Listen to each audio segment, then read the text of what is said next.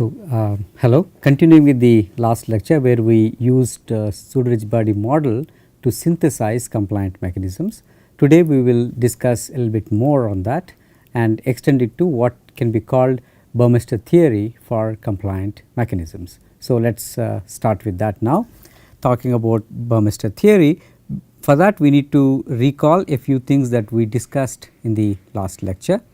The first is this function generation problem. We had discussed function generation, path generation and motion generation. We will discuss at length about function generation, where we have two variables, in this case theta and f, the force. Theta is the angle of rotation of the input link here. So, we can call this to be theta. Let me just go back. So, this is the rotation of that is now theta naught, it will be theta. If we rotate by theta, the rotation will be theta minus theta naught, right. That is what we have over here, and then f is what we specify. What we are specifying actually is this curve, this function between theta and f. So, we want to get theta as a function of f. For different values of f given, we want a compliant mechanism that can give this theta for any specified f. Here we are showing a general 4 bar mechanism with 4 torsion springs, meaning that any of the 3 moving bars can be compliant. That is why we have this torsion springs with the constants kappa 1, kappa 2, kappa 3, kappa 4. So, in order to do this, we also discussed in the last lecture that vectors in a plane can be represented as complex numbers. So, if you have a vector, let us say I call it z naught, there is a real part and there is imaginary part, this is imaginary part, which give us the x and y components. So, it can be represented like a complex number. The reason we do that, what we said in the last lecture was that rotation of the vector becomes really simple and easy to manipulate. So, if you have this z naught, if you want to get z and you want to rotate z naught by an angle, let us say phi, all you need to do is multiply z naught with e raised to I phi, where I phi, as you all know, is given by cosine phi plus I sin phi. So, you have x plus I y, which is z naught, and e power I phi is this. We just need to multiply them, then you get the new real component, new imaginary component, which will give you the changed vector z. And that is what we need in a linkage, because in a linkage the line vectors in a plane keep rotating, and of course, they translate as well. That we will take care when we write them as the relative vectors related to the point about which they move about. So, we can get these rotations rather easily when we have these complex numbers used to represent vectors in a plane. With this, we can write what is called a loop closure equation. We have all these z1, z2, z3, z4 and z5 as indicated in this diagram. There are relative vectors. Z1 goes from this point to this point. So, this is z1 and this is z2 and that is z3, this is z4 and this is z5 where the force is being applied. So, those are our unknowns when we consider a synthesis problem, all these complex numbers, right. These are complex numbers, so they have two scalars in them, x and y components. We will come to that, how to count the unknowns. So, first we write this loop closure equation, z2 plus z3 plus z4 equal to z1. So, I start from here, I go z2, z3, z4, that would be same as coming from the origin to z1. That is a loop closure equation. That is actually a complex equation. So, we have two scalar unknowns in it. Now, imagine a rotated position where z2 rotates by an angle theta minus theta naught, that is theta naught is angle now, when it is rotated it would make an angle theta. So, rotation is theta minus theta naught, that I should be here. I left out I in all of them. So, let us add I. So, these are rotations of Z2 body, Z3 body and Z4 body, and angles are theta minus theta naught, beta minus beta naught and psi minus psi naught. Okay. That is a general equation. That will still be Z1 because Z1 is a fixed bar. It need not be aligned with x axis as I have shown, it can be rotated as well. So, that is why we put a complex number Z1, it has its own x component, its own y component. Okay. This is the loop closure equation, the rotated position. This is in the original or given position, this in the rotated position. So, now if we have something like this, let us look at how many unknowns are there. Unknowns from the viewpoint of synthesis. Synthesis is we do not know what the mechanism is and we want to find the mechanism, meaning that we want to find all these 5 complex quantities. There will be 10 scalars in them because each of them will have 2 scalars, real and imaginary components or x component, y component, and we also have this torsion spring constant in general for a pseudo rigid body model of a compliant mechanism consisting of 4 discernible segments, kappa 1, kappa 2, kappa 3, kappa 4. So, total we have 14 unknowns. So, 10 here and then we have 4 here. Total we have 14 unknowns. Additionally, when we rotate to another position, thetas will be given to us. Those are known, meaning that we want to have, as we apply different forces, we want certain angle. This is a function generation problem. I want to generate theta versus f. It is more like designing a nonlinear spring where we have force and theta specified. We want to generate a given function. So, thetas are known. What we do not know are these beta and psi. Those are the things that we do not know. So, for every new position we will have these 2 new unknowns. So, if there are m extra positions, the given one is if we connect 0th or first, afterwards you have second, third, fourth positions. For every extra position we will have 2 extra unknowns. So, the total unknowns are going to be 14 plus 2 times m. These are the number of unknowns considering the kinematics in this problem and the unknown position vectors, relative position vectors of all of those, as well as the kinetostatic parameters which are the spring constants, that is this torsion spring constants. These are the unknowns. If we know them, then we can solve the problem. What is given are the forces and the theta that we want, but you are given a function. Okay. So, these are the one set of equation that we have, loop closure equation. As we had already discussed, we also have this force displacement equation which is given by this thing here. Rather complicated, it is nonlinear, it is real equation, not a complex equation, because between force and displacement at any point is both are scalar. So, scalar equation, it is scalar equation, but it is highly nonlinear, nonlinear because it has sin thetas and cosine thetas. And also if you look at this sensitivity coefficients d psi by d theta, d beta by d theta, they are also again further nonlinear because they also have trigonometric terms in them. Okay. So, in terms of the angles and the link lengths, the body lengths that we have, which will be in these quantities. Okay. So, these are going to have the body lengths as well. So, which are still unknowns. Now, when you solve a synthesis problem, unless I know what this Z2 is, I would not know what its length is. Only the magnitude of that is going to give me the length, which I do not know yet. So, these quantities d beta by d theta, d psi by d theta, they are going to be involved in these quantities. So, this nonlinear equation is a troublesome equation here.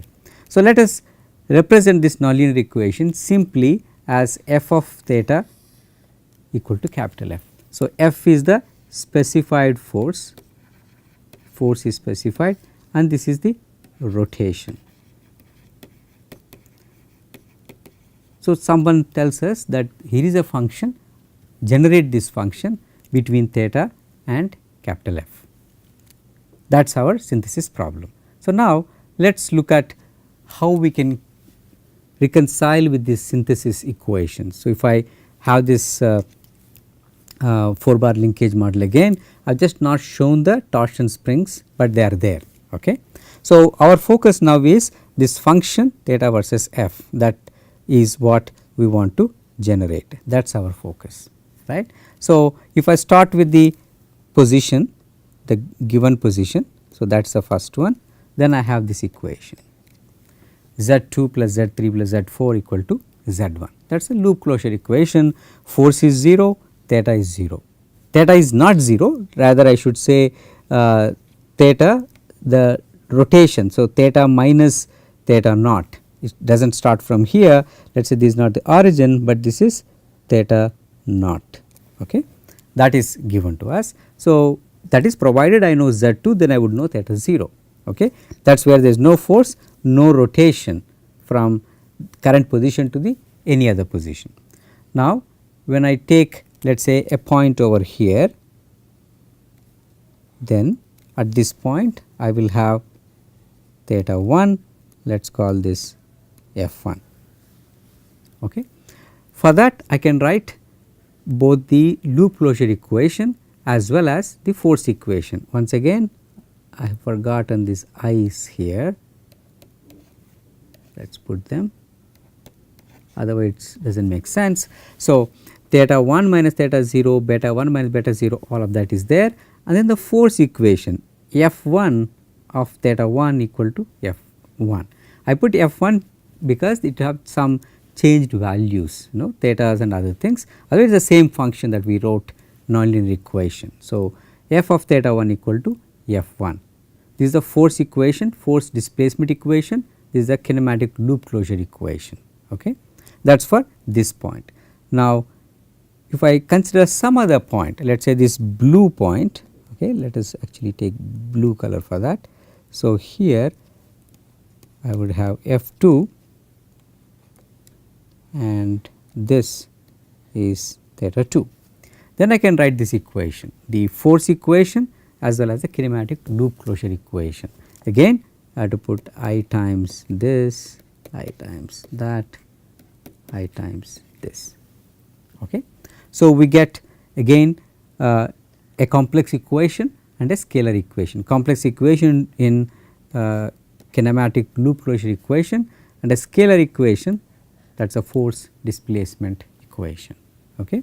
So, for each position added we will have more unknowns as we said, because thetas are known, theta 1, theta 2 are specified, F1, F2 are specified. Rather somebody has given us this function, they wanted us to generate this, we are taking points on that, meaning that we know both thetas and forces. That is why I am assuming that thetas are known, forces are known in these equations.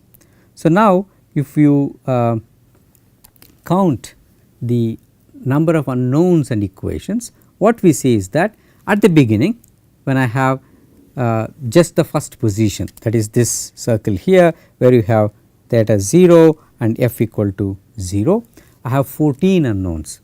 What are the 14 unknowns? Z1, Z2, Z3, Z4, Z5, and then we had the kappa 1, kappa 2, kappa 3, kappa 4, that is 5 complex unknowns that amount to 10 scalar unknowns, and then 4 scalar unknowns which are the torsion spring constants, total 14. How many equations do we have? One complex equation, so 2 scalar equations, right. If you have complex equation, we get 2 scalar equations by equating the real parts and equating the imaginary parts, that is what we have, 14 and 2. Now, if I were to go to the second position, that is from original position first, if I call second position by rotating by theta 1 minus theta naught, again I have to put back these i's that I have forgotten. Okay. We have now 5 equations, we have the 2 equations that we already have and then 2 equations over here, 1 equation over here, together we have 3 new equations here. 3 new scalar equations, one complex equation that amounts to 2 scalar equations and one scalar equation that is the force displacement relationship, right. So, now we have 5 equations, unknowns are 16. What are the new ones? New ones are this beta 1 and psi 1. So, whatever we have 14, we had originally 14 plus we have beta 1 and psi 1. Okay. Now, if I go one more, that is next position. So, again this should be theta 2. Okay, I think maybe I should see earlier one whether there was psi 2 or theta 2. Let us go back a little bit. Yeah, there theta 2, beta 2, psi 2 were there. So, here we missed that. So, these are all theta 2, beta 2. So, here we have whatever 16 we had there plus new unknowns are beta 2 and psi 2, and then new equations are 3 here, again 2 from the complex equation, and this again should be theta 2 and f 2. So, this is the scalar equation, complex equation, total 3 scalar equations. So, we have total 8. Okay. As you can see, number of unknowns with each new position, it is going up by 2, 14 to 16 to 18. Number of equations is going up by 3, 2 to 5, 5 to 8. Why are we counting these equation unknowns? Because in order to solve for the unknowns, we need to count and make sure that we have enough equations to solve. If there are no equations, we are not actually including our specification of the problem. By saying that we have 2 equations, we are constraining these unknowns to do something for us. If I include this equation here, that is I am ensuring that this loop closure equation is satisfied, meaning that at least when you put these Z1, Z2, Z3, Z4, Z5, I will have this equation satisfied. Likewise, if I satisfy these equations, these 3 equations, I satisfy that when we rotate, we get this beta and psi relationship from theta. Theta 1, beta 1, psi 1 will be related along with the body lengths, that is what is contained in Z2, Z3, Z4 and Z1. Now, if I also account for this, that means that when I apply that much force, it will move by the angle that I want, that is theta 1. That is, it is in theta 0 position, it will move to theta 1 position by rotating by theta 1 minus theta naught. And then if I satisfy these equations, I also satisfy the next position, right. So, you have to make sure that as we are doing more and more, why do we need more and more? Because we have a continuous curve that we need to generate. If I take more points here, I will be able to approximate this quite well. If I only take what I had taken earlier, I do not know what I get. I may get something like this, right. It is just passing through these points and then it will do whatever you want. So, but if I say that I need to go through all these points, they are called actually precision points, because your synthesized mechanism will surely go through those points precisely, because you are trying to solve the equations here. That is why these are synthesis equations. That is why we need to see how many positions we can go. The more positions we go, the better for us. We will be able to have control over the function that is generated by this mechanism. Okay, that is the function generation. So, now how many positions can we do? So, we started with the first position. So, we had 14, again 10 plus 4, 10 for the 5 complex numbers that we have, that represent the 4 bars and the other bar relative to the coupler link, the middle one where the force is applied, and then 4 are the torsion spring constants. So, 10 plus 4, and we had 2 equations, and that is for one position, that is the first position itself. It is not so useful, it does not move anything, it does not move by itself, right. Now, when we move it, so we have we will come back to this. When we move to 2 positions, that becomes 16 and 5, this increases by 2, this increases by 3. So, as we increase the number of positions, 16 5, 18 8, 20 11, 22 14, 24 17 and so forth. Finally, we come to a stage where we have 38 unknowns and 38 scalar equations, scalar unknowns, scalar equations. That is a formidable set of equations, 38, and they are all nonlinear, because we have complex numbers which have e power some angle. So, we have all the nonlinearities, these are nonlinear equations. So, for first configuration and then 12 more additional positions, because it is 13, we can actually solve the function generation problem with compliant mechanism, right. We have the curve, we can actually choose the starting point and 12 more points. So, we can get a approximation to most of the curves actually, if we are able to solve this 38 equation, 38 unknowns. Okay. Here, when the number of equations is less than the number of unknowns, why did I stop at the point where number of unknowns, number of equations are the same? Because if I have next one will be 41 equations, because it increases by 3, whereas unknowns will only be 40. I have 41 equations, 40 unknowns, that is an over constrained system. There is no guarantee that there will be a solution. In fact, even when the number of unknowns is equal, also there is no guarantee for nonlinear equations that there will be a solution. But if the number of equations is more than number of unknowns, you can be absolutely sure that there is no solution, unless somebody gives you very special data, which is not the case when you are trying to synthesize a new mechanism.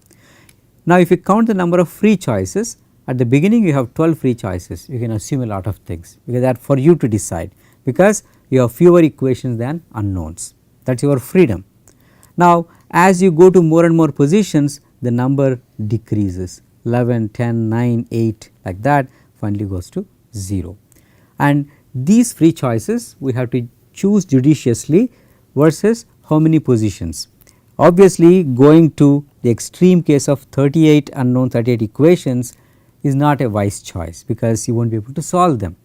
So, we settle for fewer points, maybe just 3 or maybe 5, right. So, we can do that and try to see what equations we can solve easily. So, let us see what this counting means. So, if we have the first one, we have 14 unknowns, 2 equations, 1 position, free choices are 12.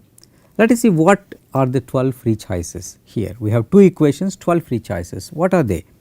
So, well, one equation is Z2, Z3, Z4 and Z1. Let us say that Z1 we do not know. If I assume the rest of them, I have 12 of them. That means that I will assume 2 things there, 2 things there, 2 things there, 2 things there, that is 8, right. So, 4 complex quantities 8 and then 9, 10, 11, 12. That means that by assuming these 12, I can solve this equation and get my remaining unknown Z1. That is what it means when you see counting number of equations. Here it is slightly very straightforward, that if you assume 12 quantity, that is you are designing the entire linkage or compliant mechanism, including the 4 torsion spring constants, to get one unknown, which is Z1. Okay. That is not very interesting. One position is of course not interesting. Now, if I want to go for more positions, let us actually get rid of the trivial thing about this Z1. Z1, if I assume that Z1 is going to be computed anyway using this equation, we can eliminate this equation as well as that unknown. In order to do that, what we will do is we will take this general position. Again, I am missing this I, is just cut and paste. If you miss one place, you miss everywhere. So, we are subtracting this general position equation, and from it we are subtracting the first position. So, I have Z2 e power I theta 1 minus theta naught minus 1 because of that Z1, same thing here, same thing for this, same thing for this. So, now what we have done is we eliminated Z1 and one complex equation, one complex variable and one complex equation. So, just for ease of looking at what are the things that we can assume as free choices and what we can actually solve in a synthesis problem. Of course, the force displacement one remains the same, that does not change. Okay. Now, let us consider 2 extra positions. So, we have 18 unknowns and 8 equations, 3 positions. If I take 2 extra means that I have first and then second and third 3 positions. We have 10 free choice, we had 12. For next position if you consider, that becomes 11, now 10. So, 10 free choices. With this reduction where Z1 and the first loop closure equation eliminated, we will have 16 unknowns and 6 equations, and free choices are still 10 because we are reduced here, reduced to, reduced to. Okay. What are those? If you look at the equations, I have written our 6 equations. There are 2 scalar equations here, there are 2 scalar equations here, there are 2, both of them together we have 2 force displacement equations, total 6 that we know. Okay. And the unknowns are Z2 we do not know, Z3, Z4, that is 6 unknowns, and then where are kappas? Kappas will be in these equations, right. So, here we will have the kappas, the torsion spring constants, those are there, and also we do not know this beta 1, psi 1, beta 2 and psi 2. So, what can we assume as 10 free choices? One possibility is we can assume this Z5 which is not in these equations, that we can assume, because that is again will be there in these force equations, right, and then beta 1, beta 2, beta 3 and so forth, that is 2 positions. Now, we have 3, we can write the equations in this manner and then see if I have 9 free choices, what will they be, right. 9 free choices, I can put Z5 and then I have these and these angles that we have. So, we can see now actually I have 10, this is 4 plus 3 7 2, yes 9. If now I have 9 free choices for 3 extra positions, I can have 9 these or these angles, either betas or psis. If I know one, I can get the other from these equations. Okay. So, now this complex set of equations, there is one little trick, that is where the Burmester thing comes. We can arrange the equations whatever we have them, we can arrange them in a matrix form. It is a complex number matrix. Anyway, these are unknowns. If I assume that these angles are known, I will be able to compute these complex numbers very straightforwardly because they are linear equation. When you represent something in a matrix form, they become easy to solve. So, with these free choices I can solve, but the difficulty here lies that these are nonlinear and they involve Z2, Z3, Z4 because their lengths will be involved there. Z5 also will be there because the force equation will have that, and of course, these angles and everything. In principle we can solve, but not really in practice unless we are little bit careful about which ones to choose as free choices. What we will do is in the next lecture we will consider this function generation problem where we take one compliant segment and other ones rigid. As apply force, let us generate this function. Since this is the compliant equation. So, in fact, what we have done is we put the solid body model. So, here is where the pin joint will come as shown here, and only one torsion spring, right, not the other ones, and that means the other torsion spring constants are 0, they are not there, they are kinematic joints. We can write these equations by looking at this force displacement equations and recalling what dB by d theta, d psi by d theta are. See, this L2, L3 are there and L4, they are the magnitudes of the unknowns that we have Z2, Z3, Z4. So, we have to see how to manipulate this equation so that we will be able to get them in a fashion which is the easiest is to have them linear, then we can solve them happily. So, that is what we will consider in the next lecture. For this lecture where we had taken this and tried to see how to formulate synthesis equations. So, what we have learnt now is a solid body model is going to help you solve or at least formulate the equations and know how many positions are possible. These precision points, as we had said, those points we can go up to 1 plus 12 more for function generation. Similar thing can be done for path generation and motion generation also, but solving them is an entirely different matter because they are highly nonlinear, and solving them just saying that I have 38 equal 30 unknowns is not going to help. We need to see practically what number of precision points can be taken to solve them, which we will do with an example in the next lecture. Thank you.